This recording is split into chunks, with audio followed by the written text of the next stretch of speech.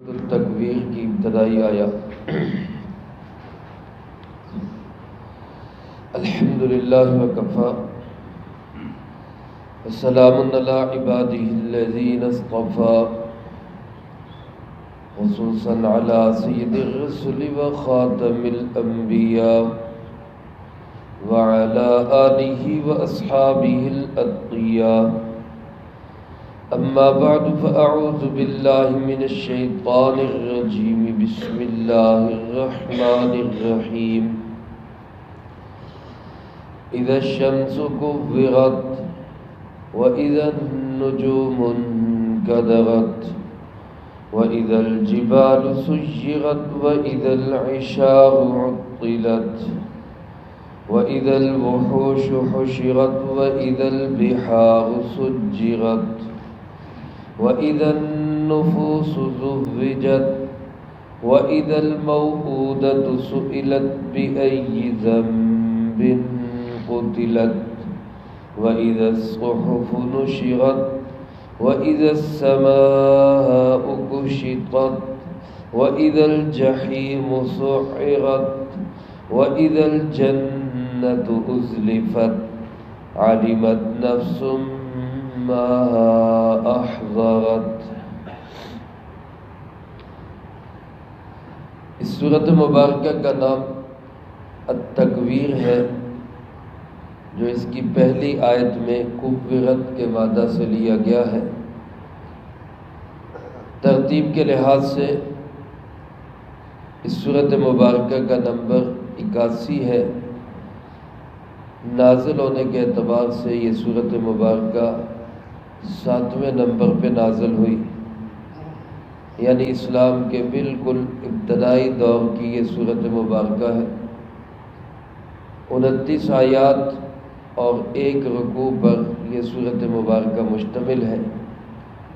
اس کی ابتدائی آیات میں اللہ رب العالمین نے قیامت کے احوال کو بیان کرتے ہوئے جس دن قیامت آئے گی اس دن اس جہان کی مختلف چیزوں کا کیا حال ہوگا، اللہ پاک نے اس کو بیان فرمایا۔ اور اگلی آیات میں قرآن کریم کی عظمت، قرآن کریم کی شان اور اس کی حقانیت کو اللہ پاک نے بیان فرمایا۔ جو آیات مبارکہ آج تلاوت کی گئی، ان میں اللہ پاک نے انہی چیزوں کا ذکر کیا کہ جب قیامت آئے گی تو اس جہان کی مختلف چیزوں کی کیا حالت ہوگی۔ سب سے پہلے اللہ پاک فرماتے ہیں اذا الشمس کورت، جب سورج کو لپیٹ دیا جائے گا۔ کور، کور یکور، جس کا معنی کسی چیز کو طے کر دینا، لپیٹ دینا، سمیٹ لینا۔ بعض حضرات نے اس کا معنی کیا گرا دینا، جب سورج کو گرا دیا جائے گا۔ سورج جو اس زمین سے بہت دور ہے، بعض علماء نے لکھا ہے کہ 9 کروڑ 80 لاکھ کلومیٹر سے زیادہ فاصلہ ہے اس کا زمین سے، اور اس زمین سے یہ 13 لاکھ گنا بڑا ہے۔ یعنی اس طرح کی 13 لاکھ زمینیں اکٹھی کی جائے جیسی ہماری زمین ہے، ایک سیارہ ہے، تو 13 لاکھ زمینیں مل کر ایک سورج کے برابر بنتی۔ یہ اتنا بڑا ایک گولا جو ہے آگ کا، اس کو گرا دیا جائے گا۔ اور دوسری جگہ پہ روایات میں آتا ہے کہ سمندروں میں سورج کو پھینک دیا جائے گا، جس سے سمندروں کے اندر بھی آگ بھڑک اٹھے گی۔ اس لیے سمندروں کو جہنم بھی کہا گیا، اور انہی آیات میں آگے فرمایا سمندروں کو آگ لگا دی جائے گی۔ تو بہرحال سورج کی روشنی ختم ہو جائے گی، اس کو لپیٹ دیا جائے گا، گرا دیا جائے گا، ختم کر دیا جائے گا۔ فرمایا وَإِذَا النُّجُومُ انْكَدَرَتْ، جب ستارے میلے ہو جائیں گے، ستاروں کی روشنی ختم ہو جائے گی۔ اور یہاں بھی بعض علماء نے انقدرت کا ترجمہ کیا ہے کہ جھڑ جانا، یعنی ستارے جو آج آسمانوں میں ہمیں لگے ہوئے نظر آ رہے ہیں، یہ ستارے جھڑ جائیں گے، ختم ہو جائیں گے۔ یہ مناظر آخرت کے. اور یہ جو صورت ہے، اس صورت مبارکہ کے متعلق رسول اللہ صلی اللہ علیہ وسلم نے ارشاد فرمایا، جو شخص یہ چاہتا ہے کہ قیامت کو اپنے سر کی آنکھوں سے دیکھو، یعنی قیامت ابھی ہم نے دیکھی نہیں، لیکن فرمایا جو یہ چاہتا ہے کہ میں آنکھوں سے قیامت کا معائنہ کر لوں، تو آپ نے فرمایا وہ سورۃ تکویر پڑھ لے. اس کے ساتھ ایک دو صورتوں کا اور بھی نام ہے، لیکن اس صورت کا بھی خاص طور پہ تذکرہ ہے کہ سورۃ تکویر کو پڑھے تو قیامت اس کو اپنی آنکھوں سے نظر آ جائے. ایک موقع پہ حضرت سیدنا ابو بکر صدیق رضی اللہ تعالیٰ عنہ نے عرض کی، اللہ کے محبوب جی صلی اللہ علیہ وسلم، آپ کے داڑھی کے چند بال سفید ہو گئے تھے. رسول اللہ صلی اللہ علیہ وسلم کی داڑھی مبارک کے چند بال سفید ہو گئے.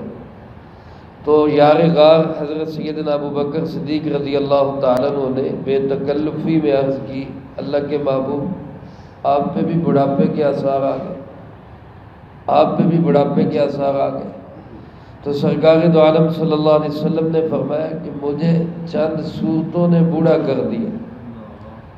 ان صورتوں میں آپ نے ایک نام سورۃ تکویر کا لیا، انشقاق کا لیا، سورۃ نبا کا نام لیا، سورۃ مرسلات کا نام لیا، ہود کا نام لیا. فرمایا یہ جو صورتیں ہیں اور ان صورتوں کے اندر جو قیامت کا تذکرہ ہے، تو قیامت کے غم نے مجھے بوڑھا کر دیا. کہ اندازہ کرے ان صورتوں کو جنہوں نے سمجھا سیکھا، کیونکہ غم ایک ایسی چیز ہے. وہ کسی اللہ والے نے حکیم سے پوچھا نا، طبیب سے، حکیم سے پوچھا کہ بندہ بوڑھا کیسے ہوتا ہے؟ تو حکیم اپنے علم کے مطابق کہنے لگا کہ یہ بلغم سے بوڑھا ہو جاتا ہے. جب بندے کے اندر بلغم زیادہ پیدا ہونا شروع ہو جاتی ہے، تو بلغم ایسی چیز ہے کہ جو انسان کی قوت کو کم کر دیتی ہے، بالوں میں سفیدی آ جاتی ہے، ہر چیز میں کمزوری آنا شروع ہو جاتی ہے. وہ اللہ والے تھے، انہوں نے بلغم کا بڑا عجیب معنی کیا. کہنے لگے آپ نے ٹھیک کہا، بلغم سے انسان بوڑھا نہیں ہوتا، بلغم، بلکہ غم انسان کو بوڑھا کر دیتے. بلغم بوڑھا نہیں کرتی، بلکہ غم بوڑھا کر دیتے. وہ غم دنیا کا لگ جائے یا وہ غم آخرت کا لگ جائے. تو رسول اللہ صلی اللہ علیہ وسلم نے فرمایا کہ ان صورتوں میں جو آخرت کی فکر بیان کی گئی ہے، اس کے غم نے مجھے بوڑھا کر دیا. تو سورج بے نور ہو جائے گا، ستارے جھڑ جائیں گے، وَإِذَا الْجِبَالُ سُيِّرَتْ، پہاڑ چلا دیے جائیں گے، جن کی مضبوطی پہ آج انسان فخر کرتا ہے اور مثالیں دیتا ہے کہ فلاں چیز پہاڑ جیسی مضبوط ہے، فلاں شخص پہاڑ جیسا مضبوط ہے. اللہ پاک فرماتے ہیں ان پہاڑوں کو سیرت چلا دیا جائے گا. دوسری جگہ فرمایا کہ پہاڑ ایسے اڑتے پھریں گے جیسے یہ پہاڑ نہیں، یہ روئی کے گالے یا روئی کے پنبے ہیں جو ہوا میں اڑتے پھرتے. اور فرمایا وَإِذَا الْعِشَارُ عُطِّلَتْ، جب اونٹنیاں کھلی پھریں گی. اشار عربی زبان میں اس اونٹنی کو کہتے ہیں کہ جو 10 ماہ کی حاملہ ہو. اب اس کے بچے کے پیدا ہونے کا وقت قریب ہوتا ہے، اس اونٹنی کو، حاملہ اونٹنی کو اشار کہا جاتا ہے. عرب کے لوگ اس اونٹنی کی اتنی کیئر کرتے اور اس کے اتنے آگے پیچھے ہوتے تھے کہ ہماری غفلت سے کہیں اس کا نقصان نہ ہو جائے. ہر وقت اس پہ نظر رکھتے تھے اور اس کا خیال رکھتے تھے، اس کے کھانے پینے کا خیال رکھتے تھے کہ ایک مال اور ایک پھل ہمیں ملنے والا ہے. لیکن اللہ پاک فرماتے قیامت کی ہولناکی ایسی ہوگی کہ 10 ماہ کی حاملہ اونٹنیاں بھی کھلی پھرے گی، کوئی ان کو پوچھنے والا نہیں ہو. ایسا نفسا نفسی کا عالم. پھر فرمایا وَإِذَا الْوُحُوشُ حُشِرَتْ، ایسا قیامت کا ہولناک منظر ہوگا کہ وحشی جانور جمع کر دیے جائیں گے. وحشی جانور، شیر بکری پہ حملہ کرتا ہے، بھیڑیا بکری پہ حملہ کرتا ہے، ایک دوسرے کے دشمن ہیں یہ جانور، ان کے مزاج کے اندر ہے، انہوں نے حملہ کرنا ہے. لیکن فرمایا قیامت کا منظر ایسا ہولناک ہوگا کہ ان کے بھی ہوش اڑ جائیں گے. شیر کو پرواہ ہی نہیں ہوگی کہ میرے پاس بکری کھڑی، میں اس پہ حملہ کروں. قیامت کی ہولناکی میں ایسا مگن ہو. ہمارے بعض دوست مناظر بتاتے ہیں یہ سیلاب کے دنوں میں کہ ایک چھپر کے نیچے انسان نے اگر پناہ لی ہے یا ایک ڈبے پہ انسان نے پناہ لی ہے، وہیں پہ بعض اوقات سانپوں نے پناہ لی ہوتی ہے، اور سانپ انسان کو کچھ نہیں کہتے کہ اب سیلاب کی دہشت اور اس کا خوف ایسا طاری اپنی اپنی پڑی ہوئی ہے. تو یہ تو ایک معمولی حادثہ ہے، سیلاب ہے یا زلزلہ ہے یا ایسی کوئی بھی. جب قیامت کا حادثہ آئے گا اللہ پاک فرماتے ہیں یہ وحشی جانور سب ایک جگہ جمع کر دیے جائیں. پھر فرمایا وَإِذَا الْبِحَارُ سُجِّرَتْ، جب سمندروں کو بھڑکا دیا جائے گا، ان کو گرم کر دیا جائے گا، یہ ستارے، یہ سورج، یہ چاند سب توڑ پھوڑ کر سمندروں میں پھینک دیے جائیں، جس سے سمندروں کے اندر گویا آگ بھڑک اٹھے گی. اور فرمایا وَإِذَا النُّفُوسُ زُوِّجَتْ، جب نفوس کو ملا دیا جائے گا. نفوس سے مراد نفس یعنی انسان ملا دیے جائے گے. اس کا مطلب کیا ہے؟ مفسرین کرام رحمہم اللہ لکھتے ہیں اس کا مطلب یہ کہ مختلف صفات والے انسان کو ایک جگہ پہ جمع کر دیا جائے. کافر ایک جگہ جمع ہوں گے، ان میں پھر ظالم ایک جگہ ہوں گے، بدکردار ایک جگہ ہوں گے، ان میں شرابی ایک جگہ ہوں گے، ان میں نشئی ایک جگہ پہ ہوں گے، ان میں چور ایک جگہ، ڈاکو ایک جگہ، اور ادھر دوسری طرف مسلمان ایک طرف، اس میں پھر تہجد گزار ایک طرف، نمازی ایک طرف، صدقہ کرنے والے ایک طرف، روزہ رکھنے والے ایک طرف، حج عمرے کے شوق رکھنے والے، یعنی ہر کیٹیگری کے انسان وہ مختلف طبقات کے اندر جمع کر دیے جائیں، ان کی جوڑیاں بن جائیں. یہ سب انسان ایک دوسرے کے ساتھ الگ الگ ہو جائیں. فرمایا وَإِذَا الْمَوْءُودَةُ سُئِلَتْ بِأَيِّ ذَنبٍ قُتِلَتْ. موعودہ کہتے اس بچی کو جس کو زندہ دفن کر دیا گیا.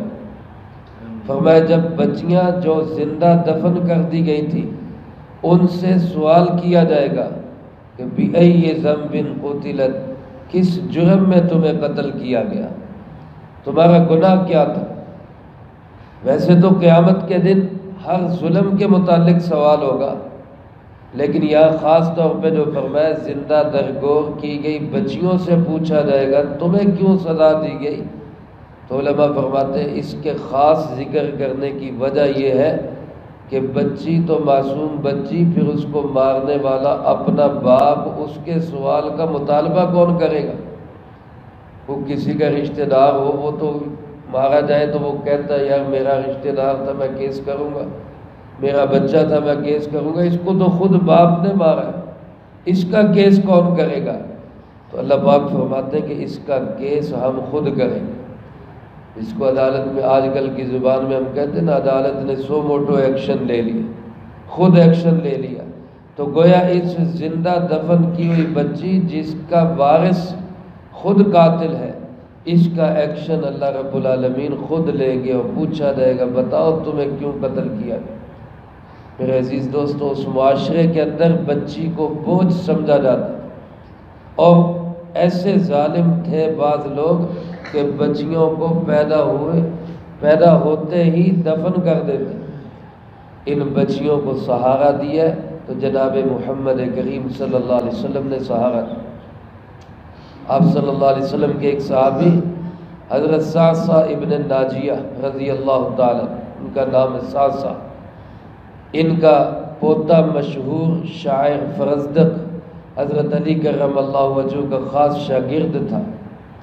یہ جو صعصع ابن ناجیہ رضی اللہ تعالیٰ عنہ ہے، انہوں نے ایک موقع پہ رسول اللہ صلی اللہ علیہ وسلم سے عرض کی اللہ کے محبوب جی صلی اللہ علیہ وسلم، مجھے جب پتہ چلتا کہ فلاں شخص کے ہاں بچی پیدا ہوئی ہے اور وہ اس کو دفن کرنا چاہتا ہے تو میں اس شخص کے پاس جاتا اور اس سے جا کے میں سودا کر لیتا کہ بچی کو دفن نہ کر، مجھ سے جو لینا ہے لے لے.